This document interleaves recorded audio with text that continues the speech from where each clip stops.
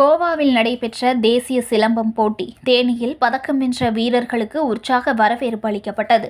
கோவாவில் கடந்த 27/12/2025 முதல் 4/1/2026 வரை நடைபெற்ற தேசிய அளவிலான சிலம்பம் போட்டியில் 18 மாநிலங்களைச் சேர்ந்த சிலம்ப வீரர்கள் பங்கேற்று தங்களின் திறமைகளை வெளிப்படுத்தினர். இப்போட்டியில் தேனி மாவட்டம் அரண்மனைப்புதூரைச் சேர்ந்த தேனி சிலம்பம் பாண்டி பயிற்சி மையம் சார்பில் பங்கேற்ற வீரர்கள் சிறப்பான ஆட்டத்தால் 8 தங்கப்பதக்கங்கள், 2 வெள்ளிப் பதக்கங்கள் மற்றும் 2 வெண்கலப் பதக்கங்கள் என மொத்தம் 12 பதக்கங்களை கைப்பற்றி சாதனை படைத்தனர். தேனி மாவட்டத்திற்கு மட்டுமல்லாமல் தமிழகத்திற்கே பெருமை சேர்க்கும் வகையில் இந்த வெற்றி அமைந்துள்ளது.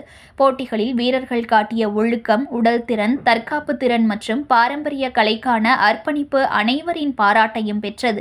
குறிப்பாக இளம் வயதிலேயே தேசிய மேடையில் பதக்கங்களை வென்றது மாவட்டத்தின் விளையாட்டு வளர்ச்சிக்கான சிறந்த முன் உதாரணமாக கருதப்படுகிறது.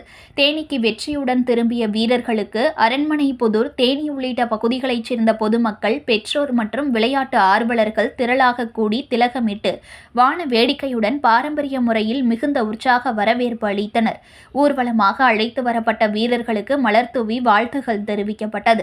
இந்த சாதனையின் பின்னணியில் சிலம்பம் பாண்டி, சிலம்பம் கண்ணன், சிலம்பம் கவிதா ஆகிய பயிற்சியாளர்களின் தொடர்ந்த பயிற்சி, வழிகாட்டல் மற்றும் ஊக்கமூட்டல் முக்கிய பங்காற்றியதாக குறிப்பிடப்பட்டது. அவர்கள் அளித்த கட்டுப்பாடான பயிற்சி மற்றும் நெறிப்படுத்துதல் காரணமாகவே தேசிய அளவில் இந்த வெற்றி சாத்தியமானதாக வீரர்கள் தெரிவித்தனர். மேலும் சிலம்பம் போன்ற தமிழ் பாரம்பரிய தற்காப்பு கலையை தேசிய அளவில் உயர்த்தி காட்டிய இந்த வெற்றி இளம் தலைமுறையை விளையாட்டிலும் பாரம்பரிய கலையிலும் ஈடுபட ஊக்குவிக்கும் என விளையாட்டு ஆர்வலர்கள் கருத்து தெரிவித்தனர். அரசு மற்றும் தனியார் அமைப்புகள் தொடர்ந்து ஆதரவு வழங்கினால் சர்வதேச அளவிலும் தேனி சிலம்ப வீரர்கள் பதக்கம் வெல்வார்கள் என்ற நம்பிக்கையும் வெளியிடப்பட்டது.